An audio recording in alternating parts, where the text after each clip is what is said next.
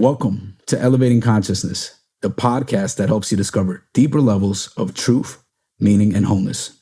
I'm your host, Artem, and our guest today is a community organizer, entrepreneur, and coach who helps people grow high-trust communities and decentralized organizations. Back in 2011, he was part of the Occupy Wall Street movement, a pivotal moment that set him on the path to becoming a key player in Enspiral, an organization that shares money, power, and information to help its members to do meaningful work. Later on, he went on to found Loomio, a software that helps companies seamlessly navigate the intricacies of decentralized organization. Later, he founded The Hum, a non-hierarchical management consultancy that's rewriting the rules of how we work together. His latest venture is a community building network and movement known as Microsolidarity. Richard D. Bartlett, welcome to the show. Pleasure to be here. Thanks for having me. Yeah, so Rich, you're one of those people that's been popping up on my radar for a couple of years, and I recently came across the Microsolidarity website, and it really resonated with me. In some form or another, I've always been interested in human relating and community building, whether it was something very basic like hosting a dinner or a party, or something a bit more challenging like creating a movement around the music I was making, or facilitating personal growth meetups. And today I conduct culture and leadership development at a psychotherapy startup. And I'm really interested in helping us become a DDO, which is a developmentally deliberate organization, or what sometimes is known as a teal organization.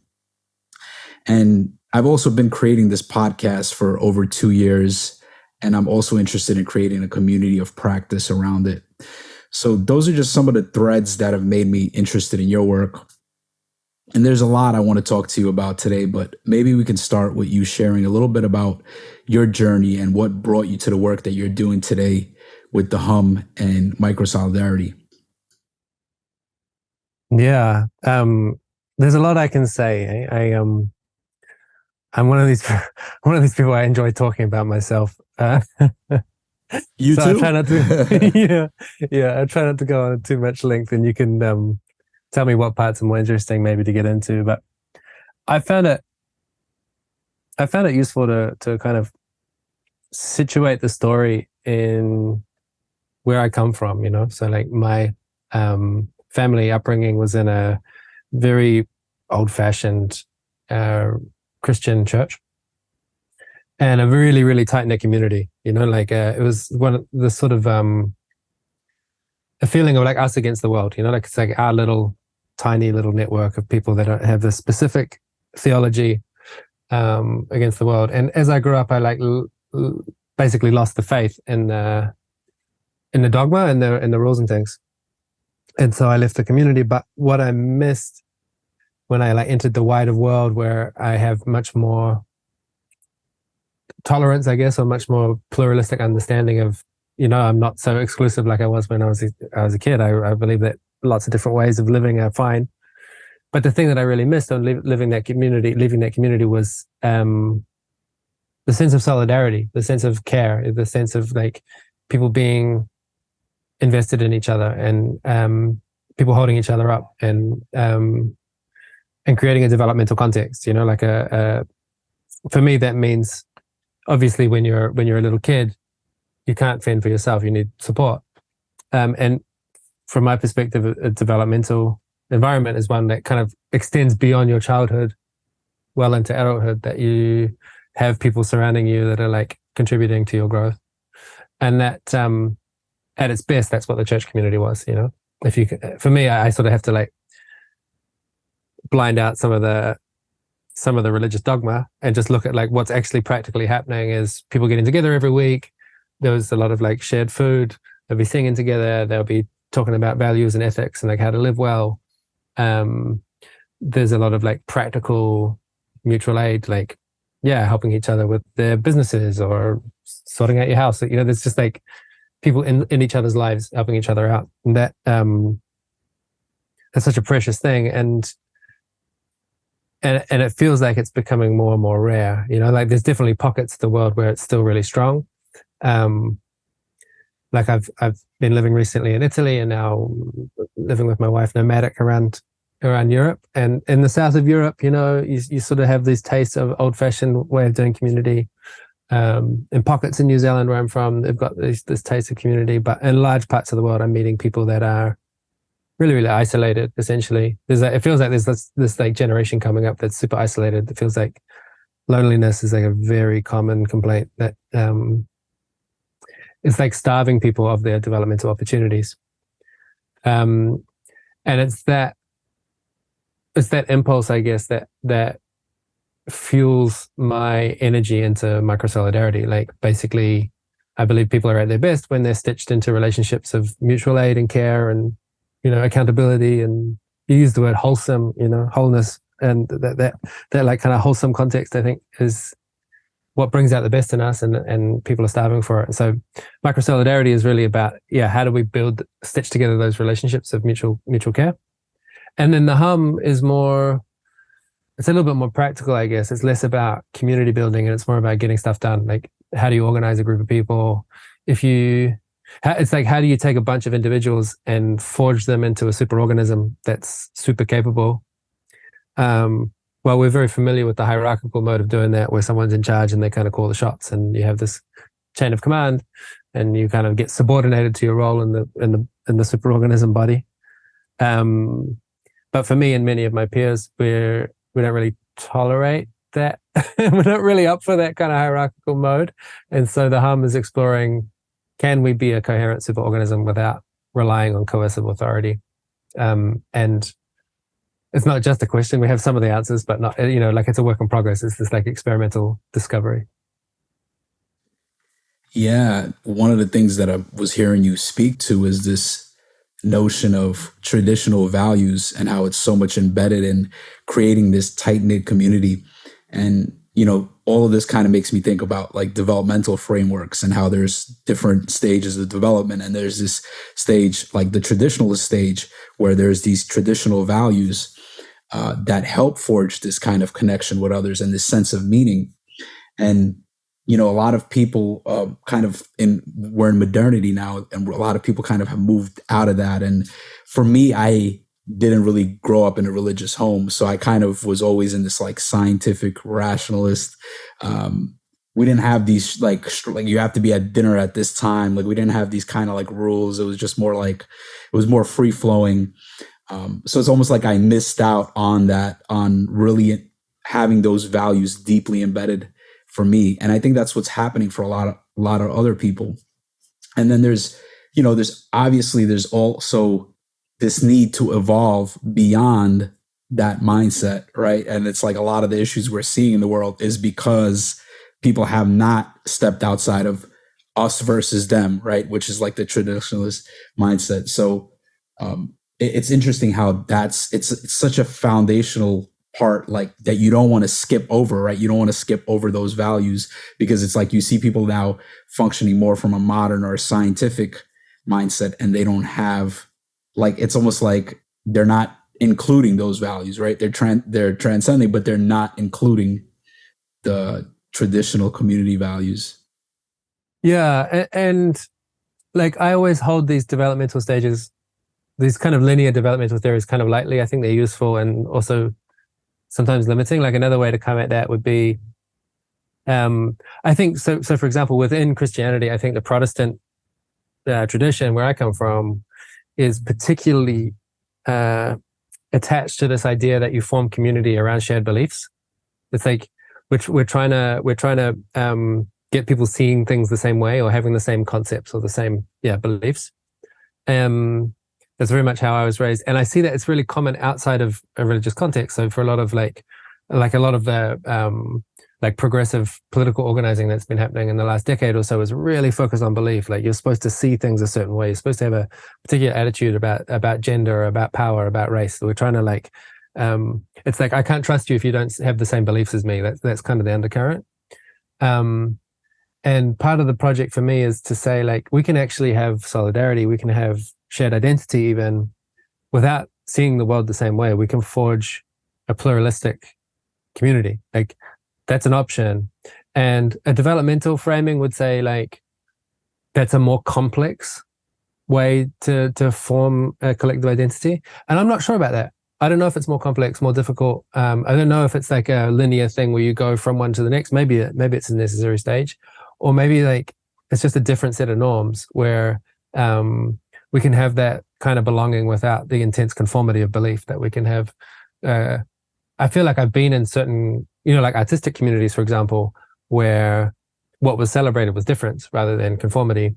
So yeah, I'm sort of, the jury's out for me whether that's a linear stage thing where we're like just evolving and reaching towards something new and more evolved, or if it's like it's just an option of many, and that like it's a one of many kind of like stable patterns that we can settle into. It does seem to me that with more, including more voices and more opinions, there's the ability to hold like a lot of perspectives. It seems like that is actually a developmental capacity. It's almost like you have to train yourself for that, like to hold the paradox, to be able to hold multiple perspectives, and to not like get triggered or get into this kind of like unresolved. There might be conflict, right? But it's like, how do we skillfully disagreeing, right? It's like that seems like it's something that's very rare in the world, to skillfully disagree. So yeah, I don't know if there's a developmental thing. It does seem like there is something that you have to develop some kind of a capacity, whereas like it's really easy to get along with people that have the same beliefs, right? It's like an easy thing, but it's like it takes some kind of you have to learn how to kind of play with different perspectives. Yeah, and I can say I remember learning it, like that was, for me, that was one of the take-home messages from the Occupy Wall Street experience. Was we had this daily practice of sitting in a circle with a bunch of strangers and trying to make consensus decisions on things, trying to discuss and deliberate about our values and like what's important to us. And when you have someone sitting, when you have a ring of people, they all literally have a different perspective. You might have like an object in the middle of that circle, and everyone can see a different slice of that object depending on where they're sitting. And that my experience of like trying to build shared agreement or try to build understanding in that circle was like, yeah, that metaphor of like being able to only see one part of the whole became literal. It was not a metaphorical anymore. That like, I sort of felt my brain getting repatterned. That I used to be, I was trained as an engineer, and engineering, a lot of it is about having the right answer for things. And so like I was in this attitude of I've got to find the right answer. I've got to like remove error. I want to like refine my understanding. It's the scientific thing as well, right? Like I'm going to try and always like get closer and closer to the truth. And if there's something I don't understand, that's a weakness of mine. It's something to be ashamed of, that kind of attitude. And that shifted to be much more like, no, I've got a perspective and I'm an expert in my perspective. And I'm never going to be an expert in other people's perspective. And rather than me like try and encompass the whole truth inside of myself, I can just get better at listening to other people. And like you said, don't get triggered, like just assume that other person is saying that for some kind of good reason. That might be hard for me to guess at the moment, but they're saying it because they can see something I can't see. And felt like, yeah, I gained access to like an enormous amount of intelligence that's not mine. I don't have to wrap my head around all these different ways of seeing. I can just like allow people to be different and kind of triangulate between these different points of view. And like any issue, like it's like every day there's a new polarizing issue that hits the news. And just assuming like, if I hold this attitude of it's probably neither of those options that are true, but something in between, or maybe it's not even between, but there's like an orthogonal plane that you can step out of and see the whole. Taking that perspective has, I think, given me access to a lot more intelligence. Like I said, it's not mine. It's just like I get to benefit from the hive mind in a way. Yeah, one of the things that's coming up as you're speaking right now is this. I was just reading about beliefs, and there's this book, The Religious Case Against Belief by James Carse, and he talks about how there's something about us, the way we think, that we don't shut our thinking down. And it's like when the thinking shuts down, that's when you have a belief. But it's like if you could stay open and keep like getting the perspectives and being open, like, oh, I have a perspective, this person has a perspective, but that's not the truth. Like the truth is bigger than that. And like, let me get another perspective. So there's something about extending the capacity to keep thinking and to keep exploring and to kind of be unknown or be in the unknown or in the uncertainty for longer before like shutting down. That also seems like it's a capacity that also seems like it's very uncomfortable. Like at some point you're just like, all right, like this is the answer, right? Or this is what's right. And like, this is what I'm going to do. But it's like having that capacity to go longer in the uncertainty is not easy. And yeah, I agree. And I'm still on this thing with the developmental stages of like,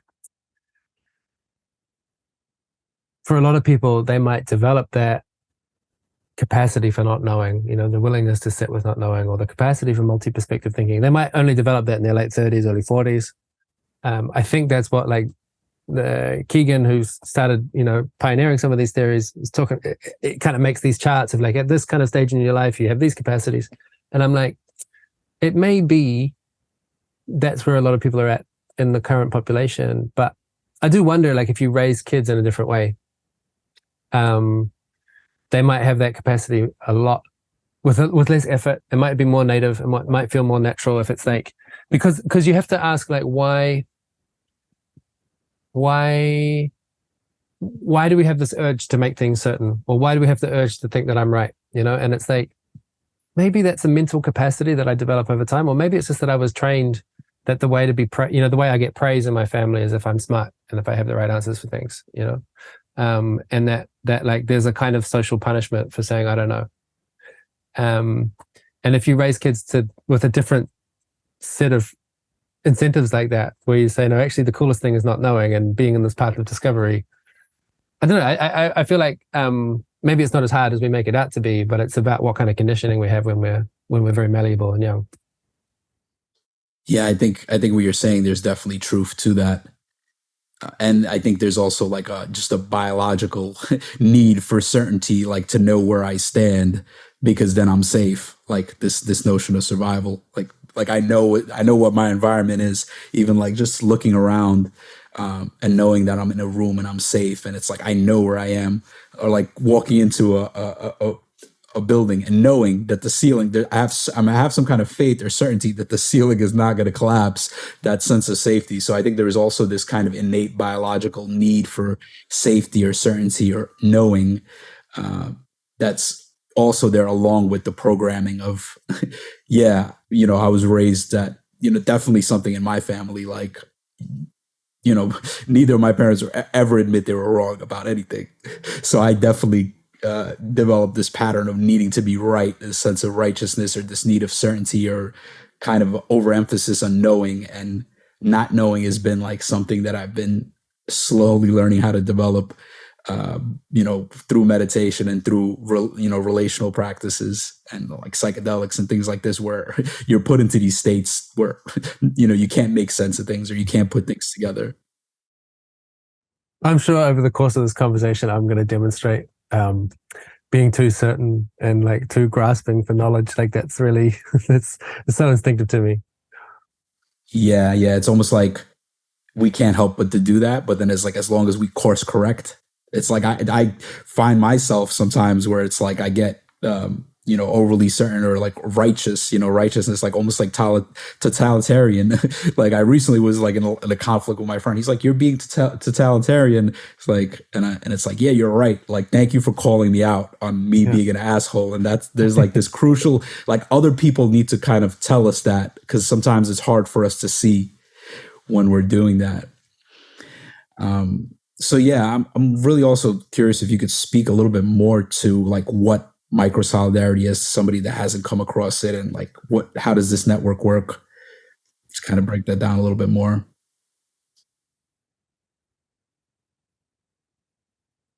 Well, I had some really awesome experiences in different communities, and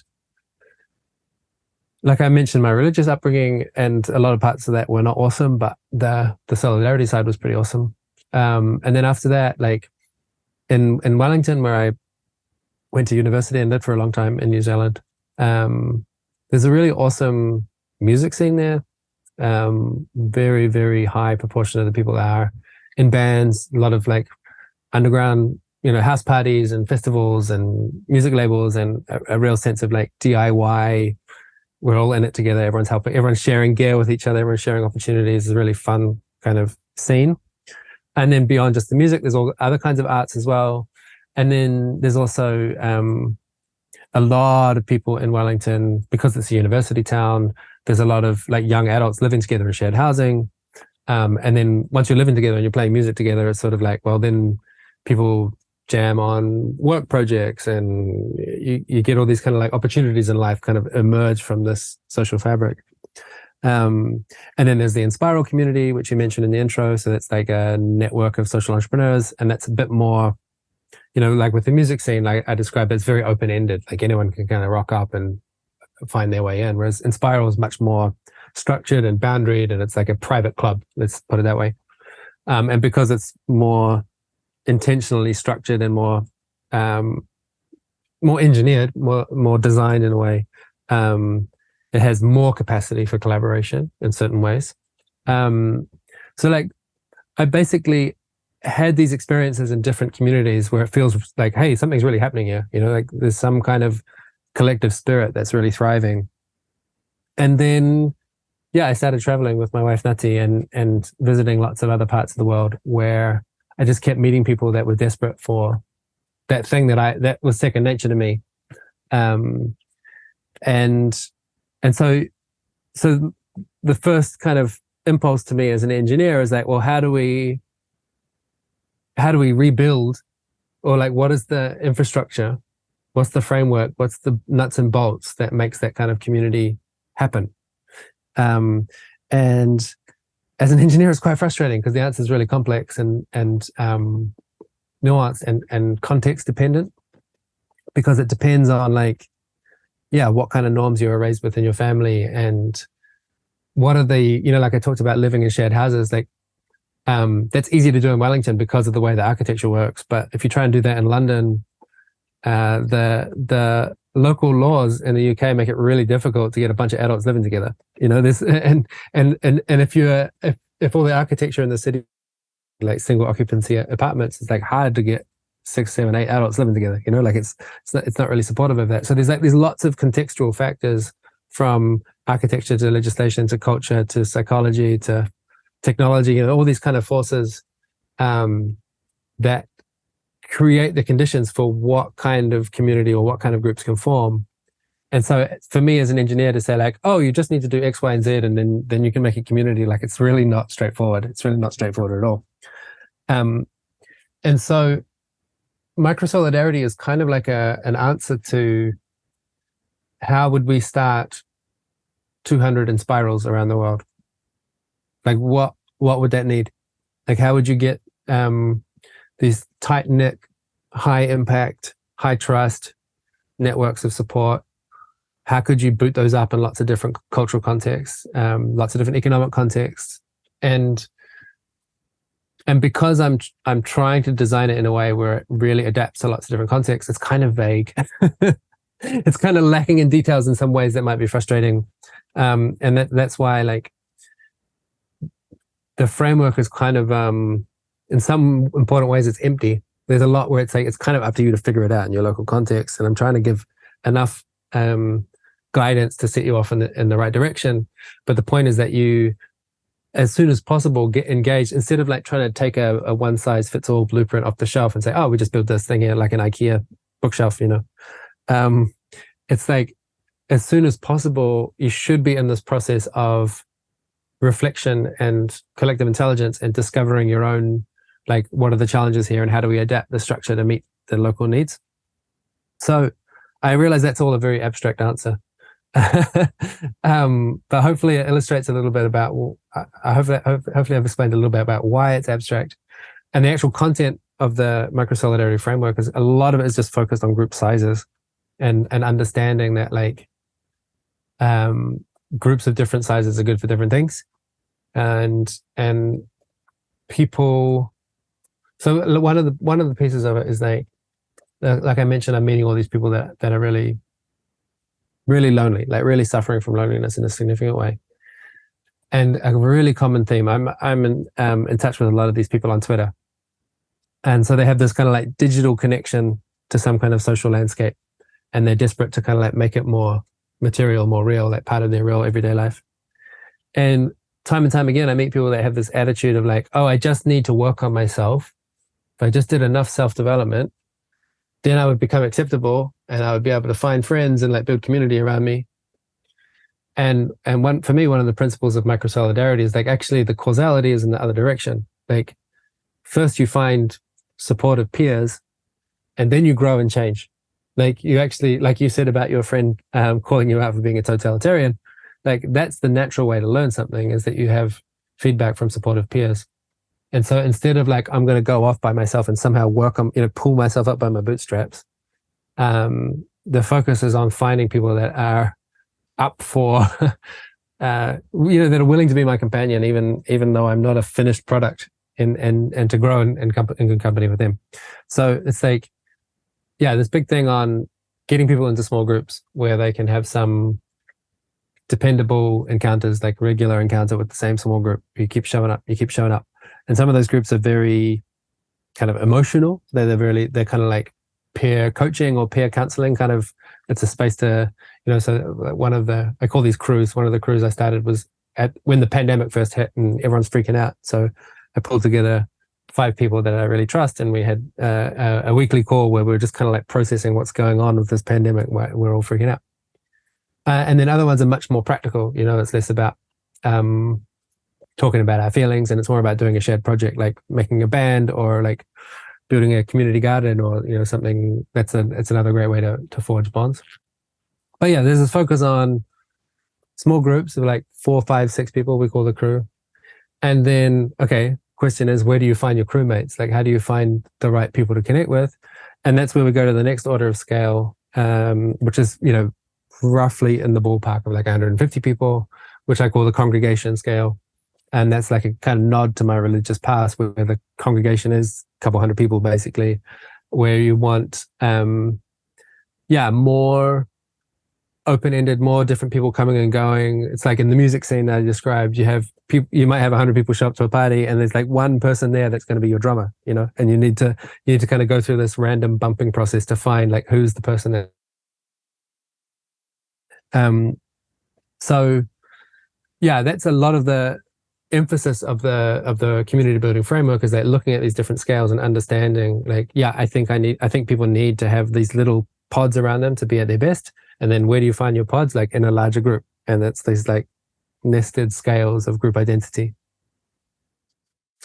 Yeah, I really resonate with this whole idea of crews. And there was something you were talking about, this notion of this increased complexity or increased amount of different relationship as you add people. And I forgot like what the number was, but it's like, when there's you and me, it's 2 of us, just kind of, it's one relationship. And then you bring another person in, and now it's, 2 or 3 relationships. And then with another person, it becomes exponential. It starts growing.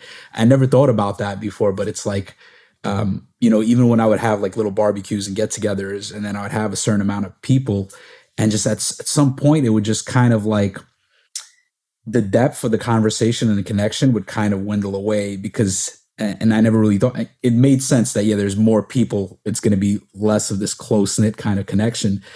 But I never really thought about like how there's actually so many now relationships here between all these people in this room or in this backyard. And that kind of makes it more challenging for people to, be more vulnerable, for example. Yeah. Yeah.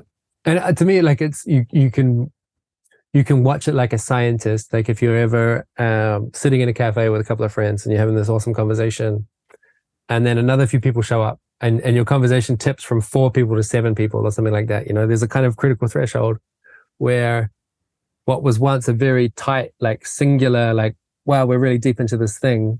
Once you have 7 people, you can't hold that level of coherence anymore. Like either some people are just going to tune out. So there's like kind of 4 people that are really in it, and then 3 on the edges, or you kind of break into 2 or 3 different conversations, or you just stay at this kind of like surface level where we're talking about the weather and, like you say, not going into any vulnerable depths. There's lots of these kind of dynamics that you can notice. I think I'm trying to train people in scale literacy, like looking at the different sizes of groups that kind of reveal a lot of different principles or experiences that people have in groups. Yeah, and I recently got to participate in the Microsolidarity program, which was basically 4 sessions over 2 weeks. And it was interesting watching kind of the layering of different modalities that the facilitators used in helping us to connect and learn together. And some of these exercises reminded me of um, what we do in circling, this circling practice. And then there was also this component of problem solving together, which I really enjoyed. And, I imagine you've experimented with many practices on your journey. Can you speak on maybe some modalities or frameworks that have played kind of the biggest role in making you the community builder that you are today? Mm. Yeah. So we use lots of different frameworks within the Microsolidarity program as a sort of intentional gesture to say there are many frameworks, and don't get too hung up on one. I really, yeah, it's easy to get excited about one framework and then sort of like get dogmatic about it. So you have people that are really into authentic relating, and they're like, if everyone just talk to each other, or nonviolent communication, maybe even a bigger version of this, where like, when I first learned about nonviolent communication, like it really helped me communicate about difficult topics and like stay in connection with someone and say, hey, this is really upsetting me and I need some kind of changes. It's really enlightening and I get excited about it. And then I want to tell everyone, like, you should do nonviolent communication. You should follow my script, and if only everyone's followed my script, then we wouldn't have any conflict in the world. So I find it really useful to just sample from lots of different schools of thought and sort of appreciate what they're each good for. So yeah, NVC, nonviolent communication, was an early one for me that made a big impact. Theory U, there's the Presencing Institute, there's a whole school of thought around that. I think in the practice program we use the case clinic, which for me is probably the best small group peer coaching process that I know. It's kind of like a mastermind or something, but the way that they have, Theory U is like this massive, massive school of thought with some very experienced practitioners. And there's some, like, for example, there's an awesome online course you can take for free called the U Lab. It's like this massive cohort of people going through this thing together and learning about Theory U. And they've somehow managed to distill all of the principles of this whole school of thought into a case clinic, which takes like 60, 70 minutes. It's just it's like a hologram or something, it's like they pack so much into so little. So I really appreciate that. More and more, I love liberating structures. So liberating structures is kind of the principle there is like most meetings are a waste of time because we do them the wrong way. It's like typical meeting format is like one person talking and everyone listening, or there's like a couple of basic shapes that meetings tend to take, and they're very inefficient for accessing collective intelligence. And so liberating structures is this like growing menu of, hey, look, these are some different ways that you can run a meeting that activate everyone's intelligence, that get everyone engaged, that like you don't spend a lot of time just sitting and listening, you're much more interactive. So that's been one that's been really informative, I think, for me. And this is one of the upshots, I think, of the Enspiral community, is there's a critical mass of facilitators from different schools of thought that are like, again, it's like a music scene. It's like people just sharing like, oh, have you heard about this? Like it's kind of just sharing tips of the trade with each other. So I never, I've done almost no facilitation training. I've just been exposed to these different schools of facilitation. Another one, art of hosting. The art of hosting is really strong there. Like basically have been involved with the European Commission for a long time, shaping how that whole massive institution is much more collaborative in its way of working, and some of the principles I learned there. So like one of the principles from art of hosting is never host alone. And you'll notice like on the Microsolidarity program, there's always at least 2 facilitators. And that's like such a golden nugget of wisdom when it comes to organizing. If you've got one person that's your ally that is going to have your back, it's so much easier to host a group when you've got at least that one person that's like, that you're really solid homie that's going to back you up. So yeah, there's loads of them. I could probably rattle off more, but those are the top of mind ones that I think probably had the most influence on me.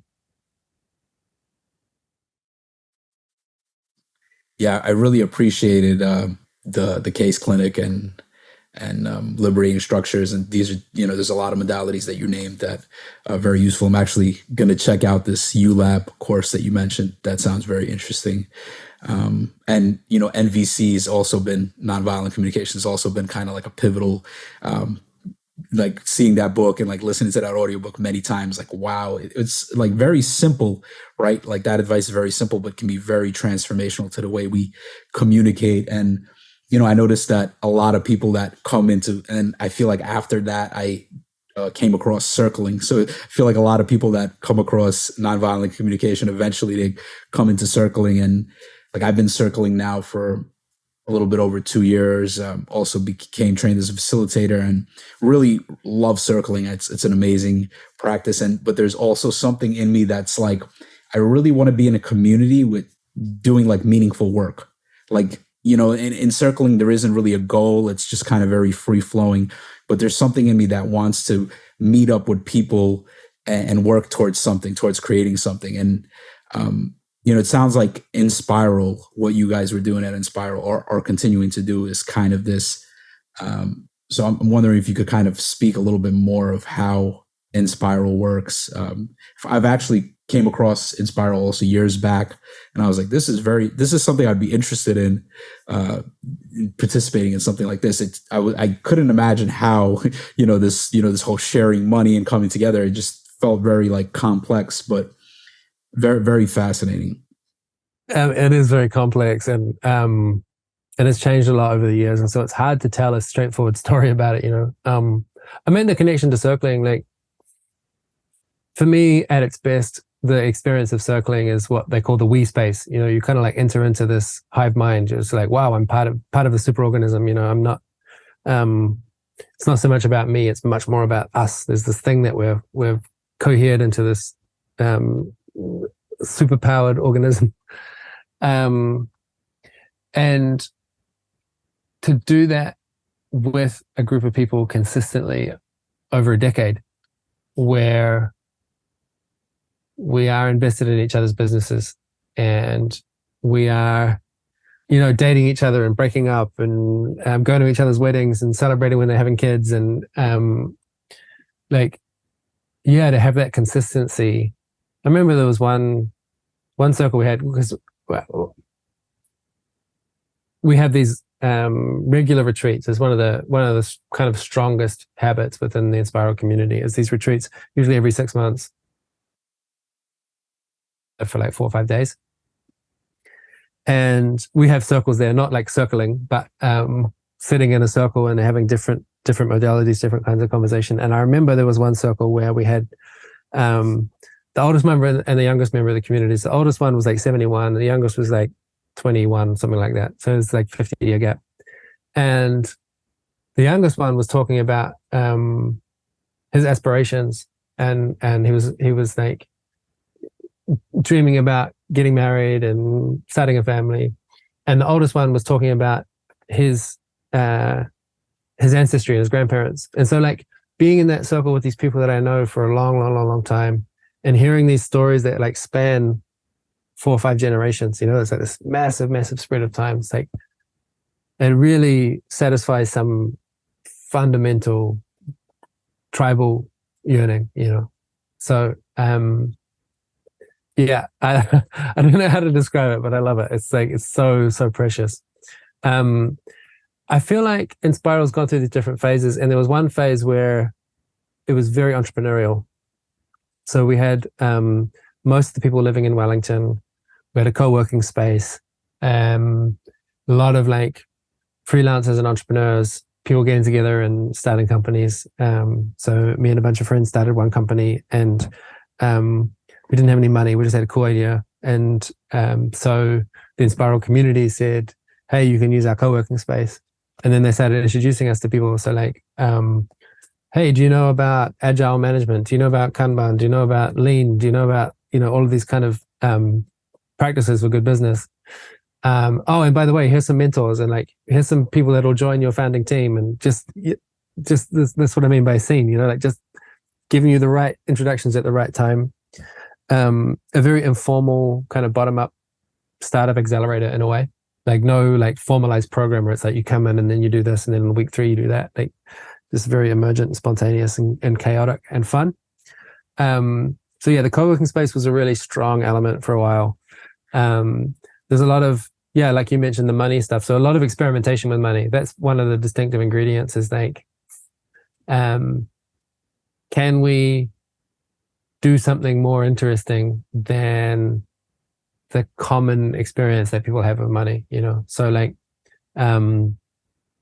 we still now, a long time, you know, it's been maybe 10 years we've been doing this, off and on. We have an internal crowdfunding system where anyone can like voluntarily contribute some of their money into a collective pot. And what you find is like some people that are broke and other people are earning really, really well. And they're generous, and their like contribution to the community is like, well, I don't know if I've got that much to give apart from I've got this very well paying job. And so occasionally I can, you know, drop 10 grand in the hat or something like that. Like just that's going to be my thing, is I'm just going to drop a chunk of change in the middle of the room. And then, so you've got people making contributions, and then you have people making proposals like, I would like to spend the collective funds on X, Y, Z. And so some of those things are like, you know, very practical stuff like, oh, we need to rebuild the Enspiral website. Can I fund that? That's an obvious thing to budget for. Or things like, hey, we have this retreat twice a year, but it's not very accessible for people with young kids. So maybe we can pay for babysitting. You know, these sort of like practical contributions to the community. But then there's also things that are slightly more individualistic. You know, it's like, hey, I really want to develop my career. I want to become a facilitator, and I want to take this training, and it's going to cost $3,000 and take me a few months. Can you back me up to do this? And so people, I think, are familiar with crowdfunding, but to do it on a consistent basis with the same group of people, where you're doing it internally, it really, yeah, it creates this network of generosity and reciprocity and gratitude, which is rad. You know, it's like I sort of feel like the market is a bit random in what it chooses to value. So like if you're a programmer, it's pretty easy to earn $100,000. But if you're a community builder, it's pretty hard to earn $20,000, you know, like, and it's not because one skill is more valuable or more rare. It's just like, there's a whole bunch of different factors that say we need more programmers than we need community organizers. And so like having this bounded economy sort of lets us rewrite the rules a little bit and say, actually, no, community organizing is valuable. And we're going to find some ways of funding people to do community organizing. And it's not just the programmers that deserve to make a good living, you know, like we can kind of, like I say, it's experimental. It's not like we've completely transformed everyone's livelihood or something, or we've made a new kind of economy, but we've made these gestures and these experiments, which, yeah, it's very, very satisfying. I would say that the emphasis has shifted over the years to be more about peer support, more of sort of like peer coaching, and less on the entrepreneurial side. But I think that's just about kind of who we have and the stage of life they're in, and there's these kind of like random factors where it seems like the emphasis in the group moves slowly from time to time, and at the moment, yeah, it's much more vibes based, less get shit done energy. Yeah, I mean, even as an experiment, like this is just very fascinating of just like changing the way, and you know, the thing that comes up for me is just like trust, right? Like it's like you have to have some kind of trust, especially with like money and things like that. It's like, you know, who do you trust to give it? And there's it's a difficult thing to like establish that kind of trust and to really know people and to know that, you know, people are giving and taking, and there's this reciprocal kind of relationship. The other thing that was popping up actually earlier, you were mentioning that people think that, you know, if I just work on myself, if I just focus on me, then I'll be able to create this community or find this belonging or connection or meaningful work. And, you know, this has definitely been kind of what I've been doing for many years. And more recently, like, I feel like a lot of these things started at the same time. Like I started this podcast about 2 years ago, and I learned circling around 2 years ago, and started really diving deeper into different communities online. And then just that the power of how many people I've met already and how many connections I've made through the internet, through just getting outside of myself and interacting in different spaces, like there's so much more space for serendipity, for things to happen, and this interconnectivity that you can't have when you're kind of close yourself off in a bubble and you're just sitting there reading books or just doing courses by yourself. You can't have that, the richness, the likelihood that you'll run across somebody that'll point you in the right direction or give you a resource or open your eyes to something that you're just not seeing. Mm-hmm. Mm-hmm. And that the trust piece you mentioned, which to me is like the baseline foundation for everything else that you build on top of, so much of that is cultivated face to face. There's something I think about it as that we're animals, you know, at some level we're mammals, and we're herd animals. We're like tribal creatures, and there's something that happens when you sit around a table and you eat food together. There's something that happens when you sleep in a retreat center, maybe sometimes even in like a bunkhouse. You know, you're like in a room with 8 other dudes, and you're like having that process where you, during the day, you have these very stimulating conversations and you're having this great food and you're hiking in the mountains, and then you come back and you all sleep, and then the next morning you wake up and you do it again in the same place, and you do that for a few days. Like there's something that really forges collective identity, which to me is like, that's what trust is about. It's about becoming part of some shared thing where like you become an extension of me and at some level, you know, and that sense of familiar connection is what makes people willing to take a risk and to say, yeah, I can throw some money your way. That hopefully it's balanced, you know, the incentives kind of basically work out in the long run, that people are giving and getting in sort of equal proportion. But in another way, it kind of doesn't matter if you've forged these bonds of deep care with each other. No one's like keeping the score and being like, did I really get as much as that other person? It's not really, you know, in that mindset when it's your family members, you know, and it's like, this is kind of heading in that direction of familiar bonds. Yeah, it's powerful. And I'm also curious, you know, over the many years that you've been creating communities and organizations, what were some of the biggest mistakes you made or misconceptions you had to see through? Are there any situations that stand out in your mind that were maybe painful but proved to be highly insightful?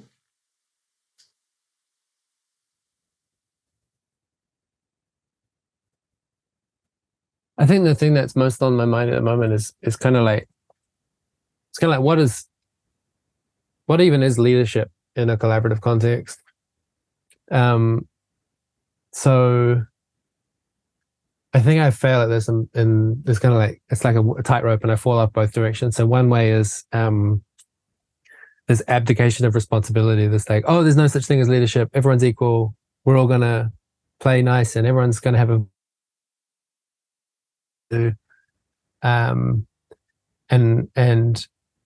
and not actually acknowledge that I've got a unique role to play as someone who's like bringing a creative spark, that's like initiating something, that has a creative vision, that has a has an ability to see beyond the horizon, or at least imagine, you know, not literally see, but kind of imagine something across the horizon that not everyone can do that all the time. Sometimes it's like sometimes I get in that mode and I can feel a place to go that, again, like I said about the collective intelligence, it's not my vision, it's that I can kind of see something that we all have in common. You know, like, hey, I've talked to 50 people and I feel like you're all kind of saying this in different language. And if I frame it this way, do you see yourself there? And people are like, yeah, that's it. That was the whole experience with writing the Microsolidarity proposal in the first place, was that I'm like, hey, me and Nati are doing this thing. And then all these people from around the internet were like, we're also doing that thing. Thanks for writing it down. So that's a unique kind of contribution to a group. And there's been times where I've been really resistant to claiming a role there. And I didn't want to, I didn't want to look totalitarian. I didn't want to seem like an authoritarian. You know, I wanted to not dominate people and say like, oh, we have to do things my way. So I'd avoid any kind of ownership or any kind of like, oh, I'm not special. But then I flip on the other way. The other side of the tightrope is like, I've got a very clear vision. If only everyone just did it exactly my way. If you've got questions, you should come to me.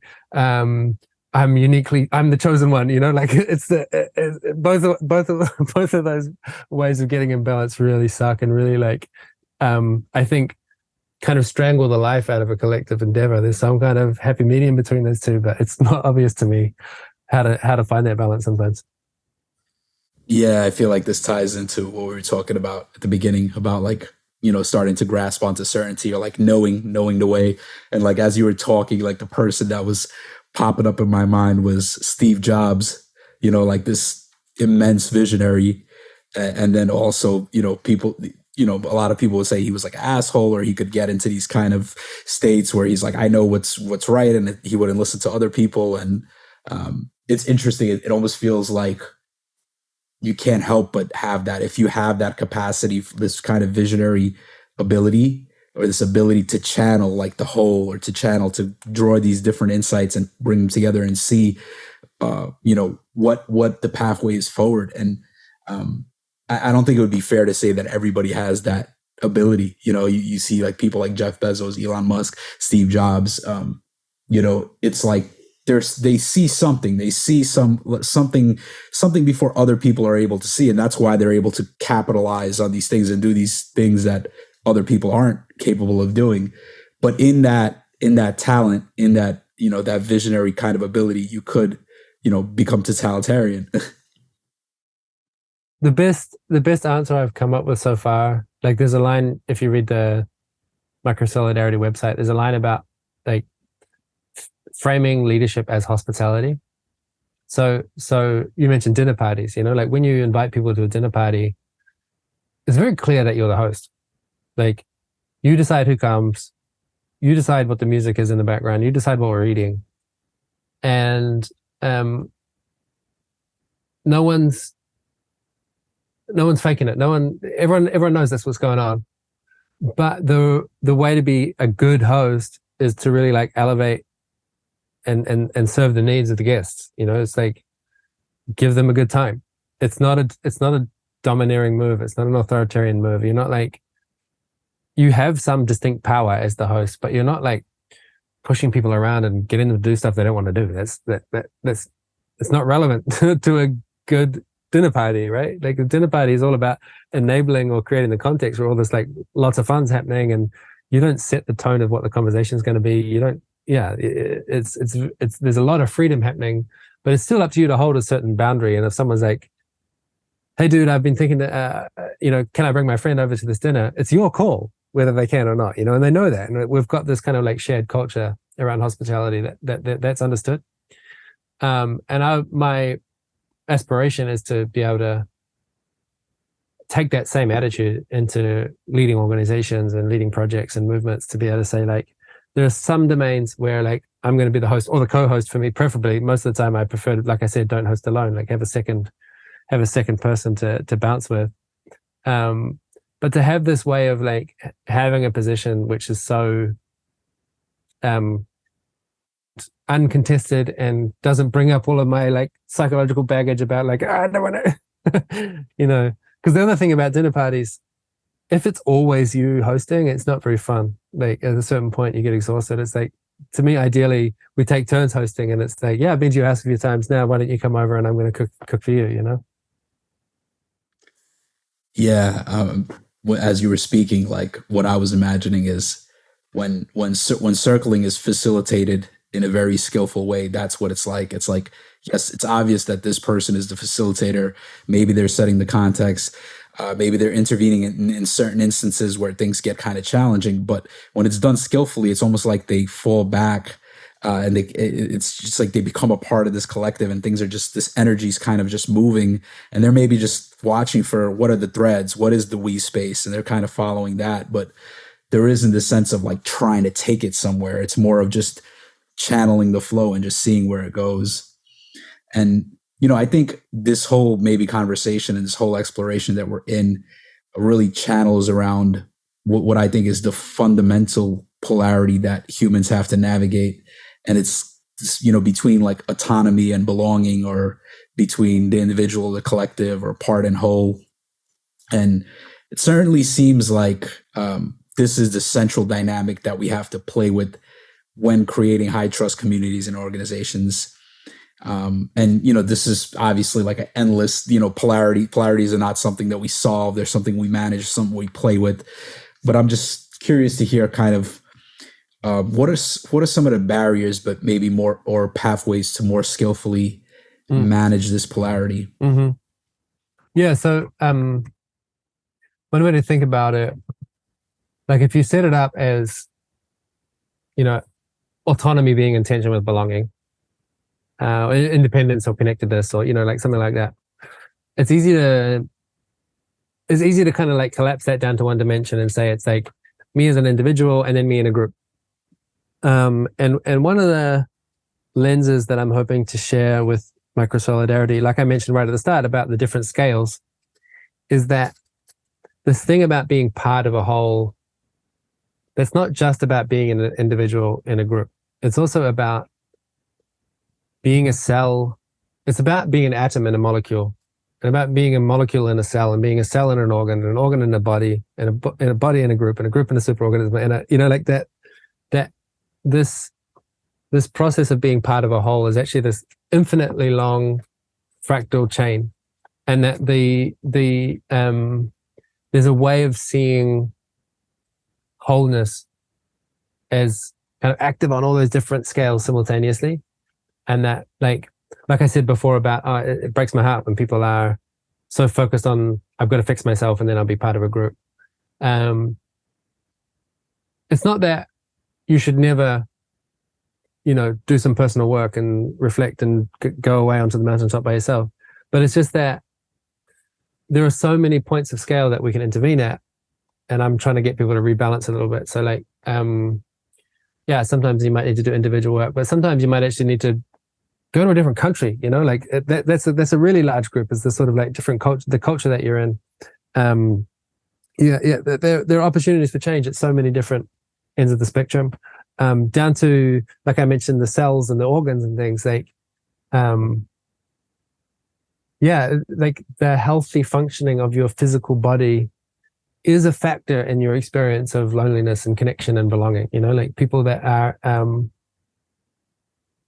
physically unwell are more likely to feel disconnected and like not like they're not part of a group.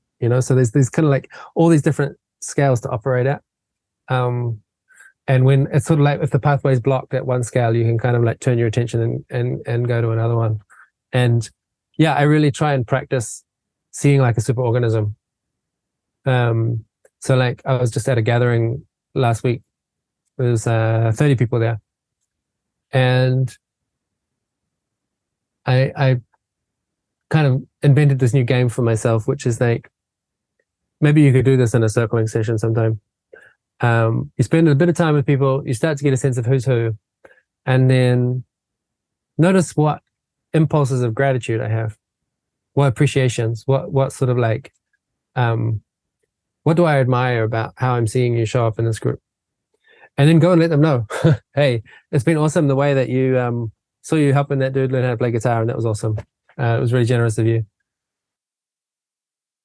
By like tuning in with that signal of appreciation or gratitude, and then letting the person know what you're grateful for about their contribution, it's kind of a way of helping someone become an organ in the superorganism. So like, for example, at this gathering I was at last weekend, there's one person there, and I didn't know how to connect with him.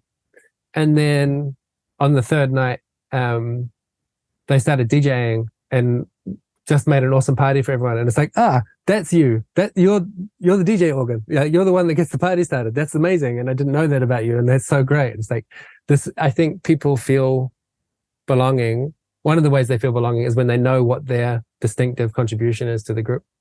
So that's a fun game. You can kind of like contribute to that process of forming belonging by just like helping people identify, like, I think this is something that you do really well that makes a positive impact here. And there's probably lots of other games like that, but it's just the one that's like most recently on my mind. Yeah, I really like that. Looking for the appreciation. I think that's a huge thread for me. It's just like, how can I find more qualities and more things to appreciate about life and about different people? And one thing that was coming up as you were talking, I'm curious. Have you heard of Michael Levin? Mm-hmm. Yeah, so I feel like a lot of what you were talking about, the superorganism, like you know, he's a biologist, but he does all this work um, uh, on cells and worms, and like understanding how there's these, you know, you talk about scales, and he's also talking about scales. Like there's, you know, me as the ego, as the individual, and then there's all these small parts that actually, even like this ego wouldn't even exist if the body wasn't here to facilitate it. And it's like you can be aware of these different scales of like even what's happening in your cells or what's happening inside your body, and it's we're like removed from that, but using different tools. You know, you get a blood test or something like that, and you see what's happening with your cholesterol, what's happening with your blood, and it's like, oh, there's actually other things happening underneath the surface. And it's almost like you can do the same thing in in a social context, right? Like tapping into like what are these hidden unconscious threads, and that's, you know, that people are coming together, and there's something here, this collective that's bigger than just me, bigger than just what I want. And sometimes they may even be like, I have to sacrifice something for the greater good, you know. And like Michael talks about, like you go rock climbing or something, and you know, you kill all these cells, all these skin cells on your hands, and you had a great time. You're like, I had a great time. But it's like the cells didn't have a great time because now they're dead. Yeah, one of the mind-blowing things I got from like getting stuck into a bunch of Michael Levin interviews and things recently was learning about how cells have agency, and they do collective decision making.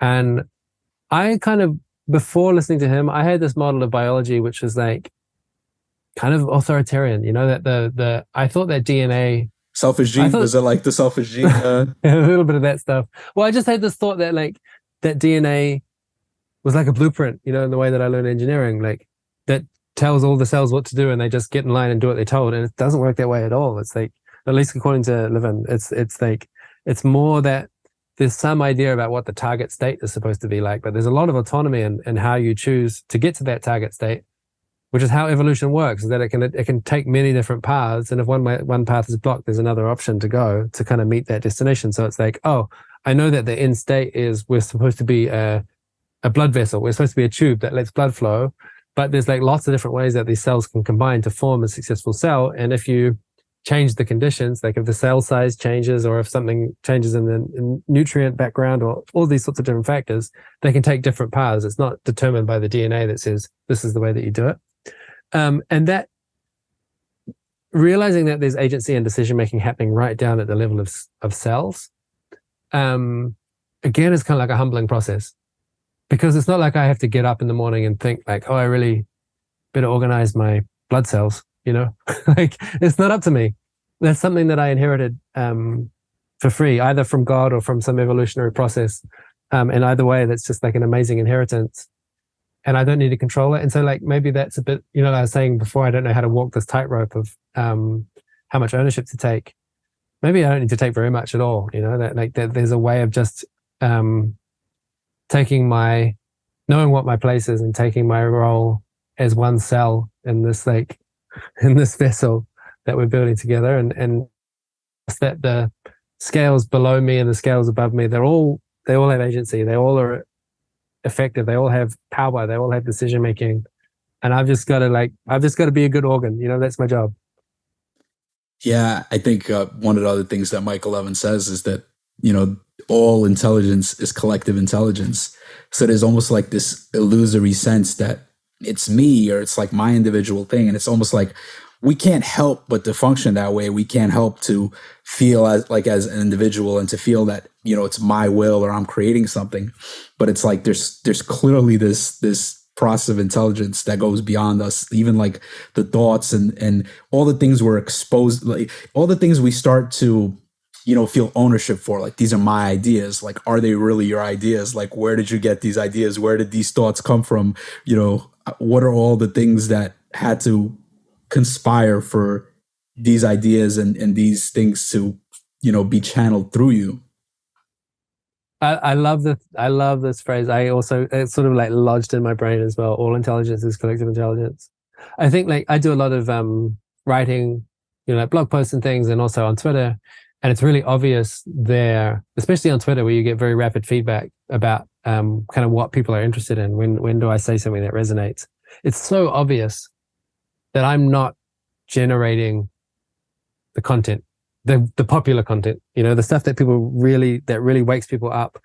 It's always when I'm responding to something that exists in the field, like when I've done a good job of listening and maybe come up with a creative way of synthesizing all these different inputs and said like, ta-da, or like, just, this is my contribution to the thing. That, yeah, I'm much more, yeah, I'm kind of learning that I'm more of an ear than a mouth, it's more about being able to synchronize all these different inputs and like put one little thing back. The thing that I'm putting back there was not really generated by me. I've played a little catalyst role, maybe to slightly shave it here and add a bit there, but really like the source material has not come from me at all. And that's continuously humbling process. Yeah, way to see through the illusion of being self-made, hyper individualistic, like this sense of being everything is self-made. And yeah, I speak about this a lot, like this how do we see through this illusion of like, oh, I did this was me, like I did this all myself. Like whenever I hear this self-made phrase, it's just like it triggers me. It's like, no, you didn't. Like how many things had to like help you, how many things had to go in your favor for you to succeed, to get to where you're at right now. So where did you get that sandwich from for lunch, Yeah. Yeah, who grew your food? Like, having all this creating fuck you money, and then it's like, well, somebody's still growing your food, somebody's still agreeing to do all these things that you need to keep living, to survive. There's still going to be a doctor seeing you when something's wrong. I think for me, one barrier in helping our organization, the psychotherapy organization that I'm a part of, it's actually my wife is the founder of it. But something that's, I feel is important to become more interconnected and effective is kind of seeing through this distinction of personal and professional. And I think there's this belief that we can somehow leave our psychological baggage at home and come into work with a clean slate. But invariably, like all our traumas, shadows, and fixations emerge in moments of stress. And there's also a lot of material that ends up getting stuffed underneath the carpet, which eventually pours out. And so, like, one of the things I tried implementing at the organization is circling. And I believe the sessions I facilitated really helped us connect more and be more truthful with each other. But it also would bring up challenging emotions and, triggered people's traumas. So even despite maybe seeing some of the benefits, there remains a lot of resistance in doing this kind of work.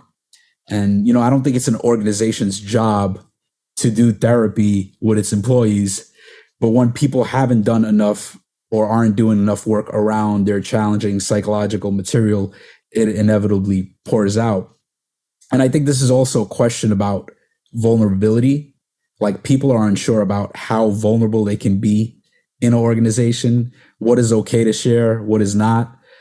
Leaders sometimes worry if they are too vulnerable, their employees won't respect them, and so on.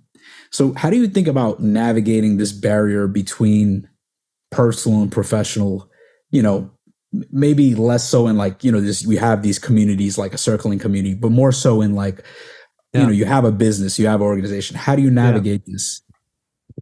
Yeah, we could talk for another hour about this. I think it's really complicated. So lots of different thoughts. As a leader, I really feel that like, on the one hand, we're trying to encourage everyone in the team to like bring your whole self to work, be transparent.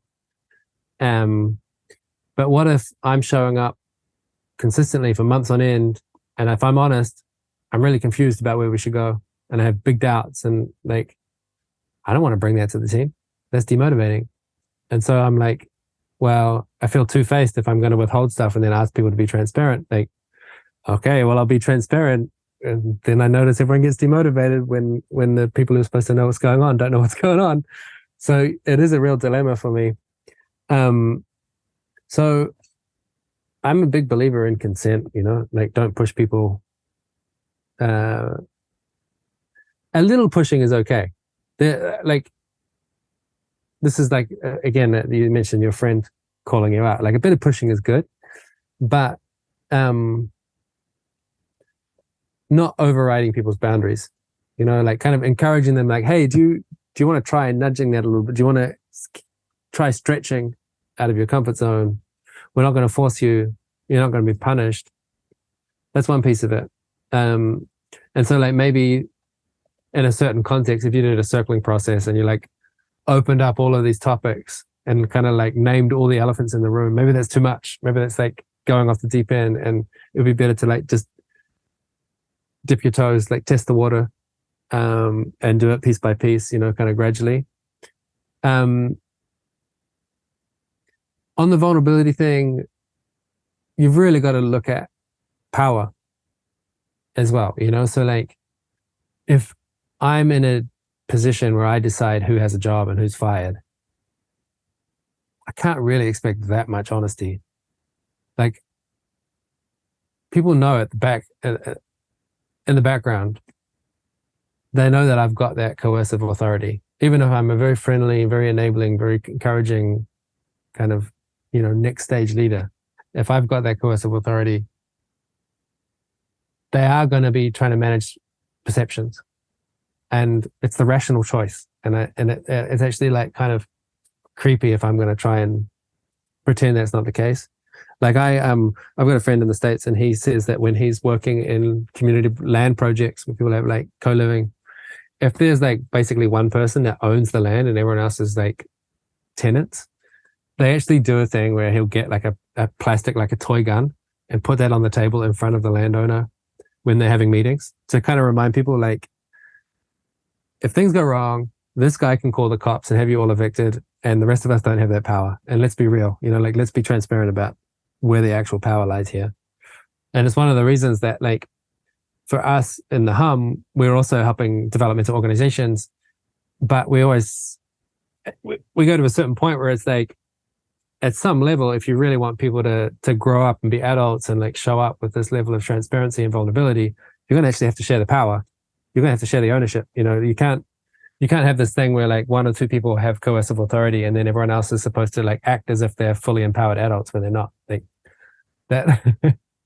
Yeah, this is my Atticus roots still alive and kicking on that one. I think it's a really significant factor, and people have got very good reason. Basically, I'm saying people have got very good reason to withhold stuff, and partly it's because they might fear their position is going to get threatened if they, it's like bring your whole self to work, but not your non-compliant ones. Like we don't want to hear your rebellion. We don't want to hear that you actually think that we're doing the wrong thing. So like that can create quite a lot of cognitive dissonance. And then even in a context where you do have like healthy power dynamics, maybe you do have shared ownership, if people have been conditioned with the experience that when I'm open about the things that I don't know, or I'm open about what I'm learning, I can expect to get punished, then again, they're not going to be open. So it's like this very, for me, a gradual process of repatterning collectively and saying like, yeah, if you're in a position of leadership, being honest about what you're learning and demonstrating like that's part of the culture here, is that we're honest when we don't know something, or we're honest when we make mistakes. And accountability doesn't mean you're going to get punished. Accountability means you can be honest, you can give an account of what went down, and you can show up and just be like, this is what happened, this is what I learned, this was the mistake. And that's the kind of like norm that you can establish. But yeah, most people I think have got so much baggage around authority for good reason. Like we've had so many negative experiences with authority. Like how many people spent 10, 15 years at school where they had to ask permission to go to the bathroom, like to me, that's insane. It's so dehumanizing. And then we get to the workplace and we expect people to have a different relationship to power. Yeah, I think it takes a lot of careful work to build a different set of relationships with different norms and expectations. And we have to be really patient with people that have reservations, because probably those reservations are there for a good reason, and trying to override them too quickly is probably going to result in quite a lot of resistance, and for good reason. Yeah, a lot of what you're saying is resonating, and I'm just, thinking and applying this to the psychotherapy organization, and it's like how would we potentially change things or take things more into this into the direction of being more of a teal organization or more of a decentralized organization, and definitely like this. Trying to welcome, like, oh, it's okay if you make mistakes. Like, that's a huge one that we try to do. And as far as, ownership, that's like, as of now, it's like my wife is, she's the owner of the organization. She hires everybody. So there's obviously this disproportionate sense of power. And definitely sense with some people that I can tell they'll put on a certain kind of face, so they'll say certain things, and over time, like, the true colors kind of start showing, and you see these things come out anyway, and it's like, oh, like, I wish you would just like be honest of like what you didn't agree with or what you were feeling, and then this is very rare where somebody will actually do the opposite, where they'll just let you know everything, and they just and then maybe in a very kind of disembodied blaming kind of way. There's definitely something that's been happening like that with one person, and it's definitely something to do with this rebelling authority and just like middle finger to authority. And it's like the way we try to run the company is very like, giving people space to speak anything, and just and be open to that. We don't know what we're doing. We're doing this from ground up. We've been learning along the way. We made so many mistakes, so we try to really open the floor. But yeah, there is this dynamic, and you feel it sometimes with people. It's like they still feel that, oh, you're in this position of power, and they might lose their job, and they just feel uncomfortable. And yeah, I don't know. It's definitely something that we're playing with and trying to figure out how to more skillfully navigate that. And I guess this kind of ties into this notion of a decentralized organization. And yeah, I'm just curious if you could speak more to that. Like, one of the things, it would seem that a decentralized organization doesn't have any hierarchy at all, or it's like somehow the power is completely equal, but that's probably impossible for that to be the case. But there's probably ways to kind of flatten things out a little bit. So maybe you could talk about what you've seen with trying to create decentralized organizations. Yeah. I had a fantasy for a while that we could all be the same, that it's going to be completely flat, and I don't see it that way anymore. I think we can all be the same in some sense, in the sense that like everyone's equally entitled to dignity. Everyone's voice is equally important. There are some kind of like basic core ingredients of being a human that we all have in common, that we are all the same on. That's important. But not everyone knows the same amount about programming, or, like we do have specific competences and specific gifts. And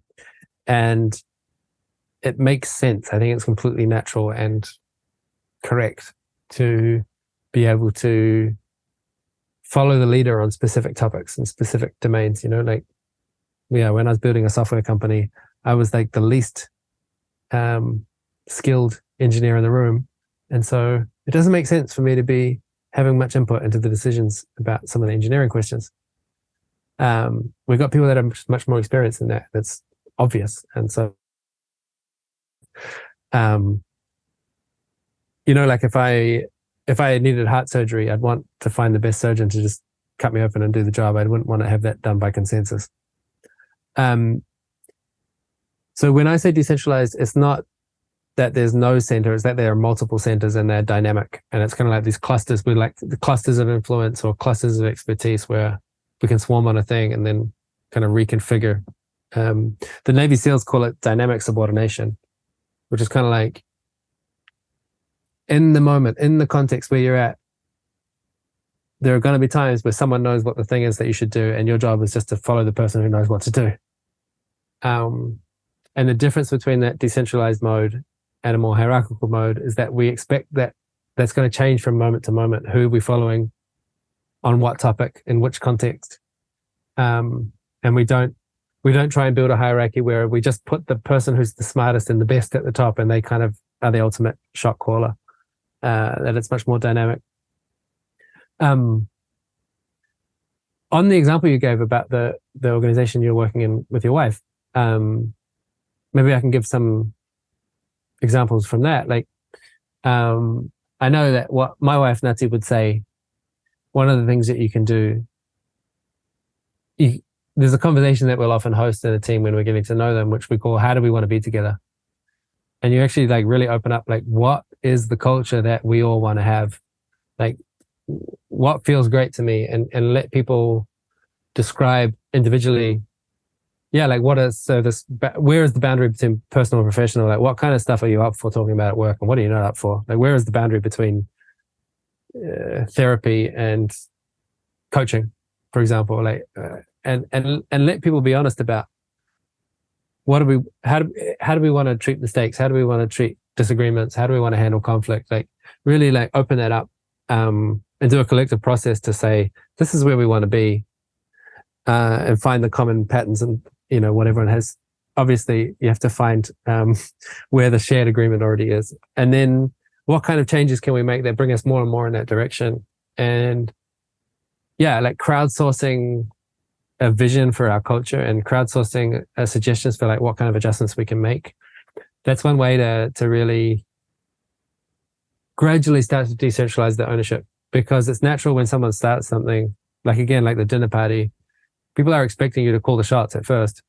But if it's not just I'm coming to your house for dinner, but I'm actually coming to your house to stay for a week, probably by day 1, day 2, day 3, you're going to say, make yourself at home, Rich. And that means like help yourself to the fridge. I'm not going to be holding your hand the whole time. Like, you've got to take responsibility.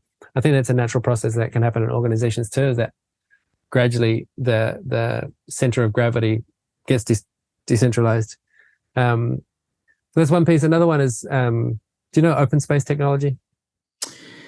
I saw that it was, I think you're using it in the MOS, right? It's like, it was mentioned in the Microsolidarity course, but speak more to it. Yeah. Well, it's just another one of these like facilitation techniques, invented by Owen Harrison, sort of been popularized as unconference. So this idea that you have a conference, but the agenda is not preset. Everyone kind of shows up with what they're enthusiastic about, and they put post-it notes, and you like self-organize into these different clusters about, we're going to do a workshop on this and a Skillshare on that, and we're going to go for a walk in the mountains. That's a kind of technique you can use in an organization. Say, a lot of organizations, they'll have like a day together once every three months or something like that, where we're going to do some planning or strategy. Running that strategy meeting with that process where anyone can suggest, hey, this is where I think we should spend our time. This is the conversation I want to host. And people are like self-organizing and swarming into the topics they care about. That's like a microscopic way to give everyone a taste of what it's like to be that authority figure.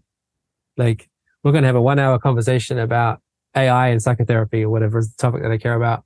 And for that hour, I'm the boss. Like, it's my conversation, and this is, I'm sort of setting the terms. So there's these opportunities to like put people in a position of leadership and ownership, and they get to feel it, and ideally, inhabiting that role for a bit longer. As you do it more and more, you kind of like start to appreciate the trade-offs of leadership and ownership, and hopefully have a bit more empathy for the boss as a result. So we're often like looking for opportunities to like cultivate people's leadership in that way, and push responsibility out, and the people who do have existing leadership roles just leaving the room, like get out of the way, like just stop rescuing, stop doing the housework, stop saving the day, and let people fail a bit and self-organize and come up with their own solutions. And if you're like me, a bit of a perfectionist, control freak, like sometimes the best thing I can do is just get out of the way and leave it. And there's lots of these kind of like impulses that help carry people across the bridge from the more centralized to a more decentralized mindset. Yeah, I think there's a lot of gold in what you're saying. And I think we've been doing some of this, but just hearing you say now, it's like, we could do more of that. Even like, sometimes there'll be like a new policy, and it's like, oh, this is the policy, and it's just kind of sent out as email. This is the policy. Whereas now I'm thinking about like, if we do have a policy, we do have an idea, instead of just, say like, this is law, like sending it out there and like, what do you think about this? Like, how would you do this differently? Or how would, what if this was, you were running this company, what would you do? And just like, giving them space to speak and to voice their opinion. I think that's like it's just an important thing for people to be heard and to just have that platform. Mm-hmm. Yeah. On the policy stuff, often we find, really, if you can get agreement about the problem, like build a shared understanding about what is this policy actually trying to solve before you get to the solution. If people have a basic sort of rough shared understanding about like what problem are we trying to solve here, then the specific proposals tend to go a lot more smoothly, rather than showing up and saying, hey, this is the change that we're proposing. It's kind of like, it can easily like activate a bunch of defensiveness, like, why are you changing things? Whereas if you can say like, hey, look, we really need to, this is the problem that we're up against, and do you also experience that problem, or do you see how that's a concern and that we need to deal with it? That's something that I've learned from showing up with lots of policies, is that actually building agreement one step beforehand tends to go better. Yeah, so we're kind of winding down now here on time, and I just wanted to kind of maybe point the listeners towards some resources if they wanted to kind of learn more about these different modalities and this way of building belonging and building organizations and doing meaningful work. And I think you do have a book called Better Work Together. It's a book that was written through Enspiral. I believe you've been working on a book, but it's not fully complete. Yeah. So maybe point them to some resources. Yeah. Yeah. I mean, the kind of, if you go to richdecibels.com, that's my personal website, and then it kind of links out to everything. So there's the Enspiral book, Better Work Together, which is like 10 different authors describing different components of our experience in that community. So I wrote a chapter there about decision making. And then there's the book that I am writing slowly, that I published before it was finished, called Patterns for Decentralized Organizing. I don't really recommend that. It's like, I need to get back to that and finish it off. I think if people are interested in the organizational stuff, like I was saying about policy, and about these like ways of organizing in workplaces and companies, then I think the best thing is to go to the hum.org, take our online course. Like that's the real condensed download. One day I'll go and update the book to like keep up with the course, but the course is where we've got our most up-to-date thinking around decision making and conflict management and how to run all these kind of group processes. And then on the community building side, that's the Microsolidarity website, microsolidarity.cc. But yeah, like I say, if you go to richdecibels.com, that's the kind of front page that links out to everything, and hopefully it should be pretty straightforward. Yeah, Rich, I really appreciate this conversation. I feel like we really covered a lot, and a lot of these topics are really near and dear to my heart, and feels like I'm very much in that, working in this organization, seeing these things, seeing these dynamics playing out, trying to figure out how do I manage power dynamics, how do I manage the polarity of individual and collective, and so a lot of this work has been really helpful for me, and really enjoyed the Microsolidarity course. And actually, I think I'm going to sign up to. They offered, I think it's like Make It Rain. It's like a further training that they're offering. So like all this stuff of like problem solving in community is really interesting to me. And that's, basically what we're doing with the psychotherapy startup. It's like we're trying to figure out, how do we make this organization better? How does this become a place where people love working? And how do we provide the best service to our clients? So a lot of this stuff is really helping me think deeper about these topics. And I'm just curious, is there anything you wish I would have asked you? Is there anything you want to say before we wrap up today? There's no questions outstanding. I love the topics that we covered, especially like finding a common Michael Levin fanboy. That's awesome. One thing that comes to mind is, like you're describing the startup that you're in with your wife. One of the real principles here that I really want to drive home is like, when you're trying to do something new and it's, it's kind of like doubtful whether or not it's going to succeed. It's like this experiment. You're like trying something out. The developmental context is everything. It's like, what is that startup inside of? And that to me was like, that was the breakthrough with Enspiral, was like, we had this company, Loomio, it's like this small company of 10 people inside this community of 200 people at Enspiral. And it's like being inside of a bigger container, just pulled us out of so many scrapes when things were really getting tough. It's like knowing that there's these like best practice and encouragement and solidarity and sometimes financial support, and like knowing that there's a bigger thing that we can draw on. And so yeah, it's awesome to hear that you're going to do the Make It Rain program. It's kind of like follow up on the Microsolidarity thing. Like, just if you can pull in more of a network of support around what you're doing with the startup, I think it's a critical success factor to have these like supportive bubbles that we're inside of. And that's, yeah, I just really want to like make sure that people go home with that point nailed, that like, look at what you're inside of and like, how can you enhance the quality of that container rather than always doing the navel gazing and like, oh, there's something that I've got to fix for myself. Yeah. Appreciate those words. Appreciate that message. Appreciate your work. Thanks a lot, Rich, for coming on. All the best. Thanks very much. It's been really fun. Take care.